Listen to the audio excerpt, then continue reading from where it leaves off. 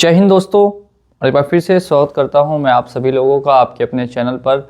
और आज के इस वीडियो में बात करने वाले हैं एक नए नोटिस के बारे में। जी हाँ, बिल्कुल सही सुना आप लोगों ने।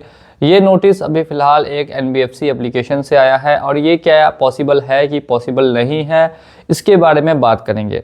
तो सबसे पहले मैं आप लोगों को लेकर चलता हूँ अपनी होम स्क्रीन पर, जहाँ पे आप इस नोटिस को देख पाएंगे और समझ पाएंगे कि आखिर इस नोटिस का क्या मतलब है। ठीक है, अब यहाँ पे आप जैसा कि देख सकते हैं एक नोटिस है जो आया हुआ है कि किसके द्वारा, तो ये आया हुआ है केएस लीगल के द्वारा। इसी के बारे में बात करने वाले हैं, तो वीडियो को लास्ट तक वॉच करते रहिएगा। साथ ही साथ में अगर चैनल पे नए हैं तो चैनल को सब्सक्राइब करके बेल आइकन को भी प्रेस कर दीजिए।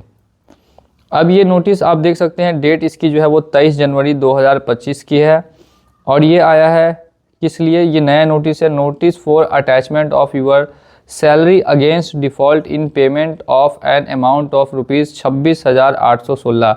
इसका मतलब है कि आपके सैलरी अकाउंट को अटैच किया जाएगा। 26,816 रुपये आपने डिफ़ॉल्ट कर दिया है, इस वजह से हम आपके सैलरी अकाउंट को अटैच कर लेंगे, ऐसा कुछ नोटिस में दिया हुआ है। ठीक है, और ये आया किसके बाद है, तो under the instructions and on behalf of my client credit B, यानी आया है क्रेडिट बी ऐप के द्वारा। अगर आपने भी ऑनलाइन एप्लीकेशन से लोन लिया है या मल्टीपल लोन्स में आप भी फंसे हैं तो आपने कहीं ना कहीं इस एप्लीकेशन का नाम ज़रूर सुना होगा, क्रेडिट बी एप्लीकेशन। अब ये क्या कंपनी कह रही है, डेट माई क्लाइंट, ये यानी कि इसने लोन प्रोवाइड किया था 20K आया था इतना नंबर से, जिसका कि ऑथराइज अभी ड्यू है कितना, 26,816 रुपये आज 23 जनवरी 2025 में। मैं आगे आपको पढ़ के जो मेन मुद्दे की बात है वो बता देता हूँ। ठीक है, the bank will be constant to intimate the same to your superior authority for attachment of your salary and post attachment of your salary the salary amount received will be adjusted against default amount of your loan account। क्या ये possible है कि जो आपकी salary account है यानी जो आपकी सैलरी आती है उसके बारे में एप्लीकेशन को जानकारी हो? देखिए, दो चीज़ें हैं। जब आप लोन लेते हैं तो या तो आप कुछ भी नहीं सेल्फ एम्प्लॉयड डालते हैं या आप सैलरीड पर्सन डालते हैं। सैलरीड पर्सन डालते हैं तो वहाँ सैलरी स्लिप बैंक स्टेटमेंट आपसे ली जाती है, और अगर आप नहीं डालते हैं तो ऐसा कुछ भी आपसे नहीं लिया जाता। अगर आपने सैलरी स्लिप दी है तो क्या हो सकता है, और अगर आपने सैलरी स्लिप नहीं दी है तो क्या हो सकता है। देखिए, अगर आपने सैलरी स्लिप वहाँ अटैच की है तो फिर यहाँ पे उस अकाउंट को ये होल्ड कर सकते हैं, कुछ समय के लिए फ्रीज करा सकते हैं। जब आप लोन को लंबे समय तक डिफ़ॉल्ट करते हैं तो यहाँ पे एक ऑप्शन ये रहता है कि आप सैलरी अकाउंट को मूव कर ले, यानी कि दूसरे बैंक में ट्रांसफ़र कर ले। पहला ऑप्शन ये।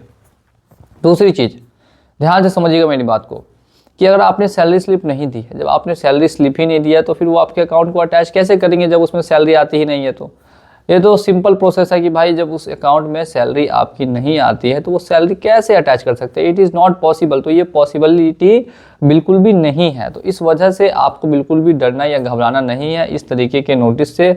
जो चीज़ें यहाँ पर लिखी हुई है वो वैसा ही हो, ऐसा कुछ भी ज़रूरी नहीं होता है।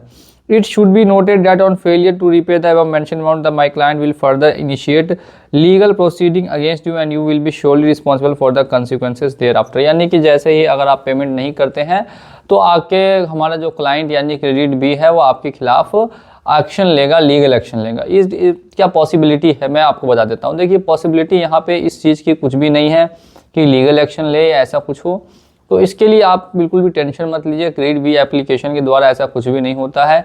आप जब लोन को पेमेंट नहीं करते हैं तो ये लोग आपको कुछ समय देते हैं, 1 से 2-3 महीने तक का समय देते हैं। आप जब इनको ईमेल करेंगे 3 महीने तक आपको टाइम मिलेगा।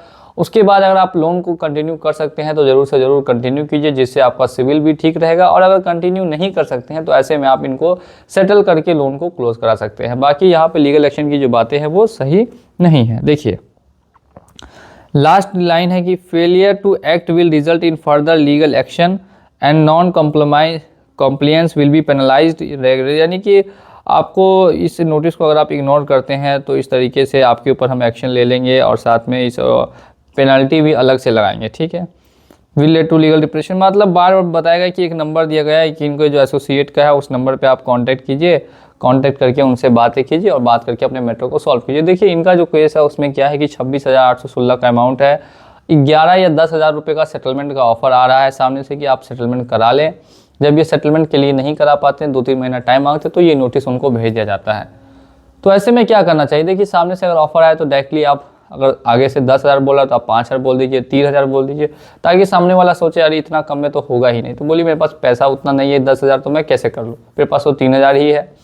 तो इस तरीके से आप नेगोशिएट करके कुछ 1-2 महीने का टाइम लेके कुछ पैसा जमा करके 5-6 हज़ार में इसको सेटल करके क्लोज करवा पाएंगे।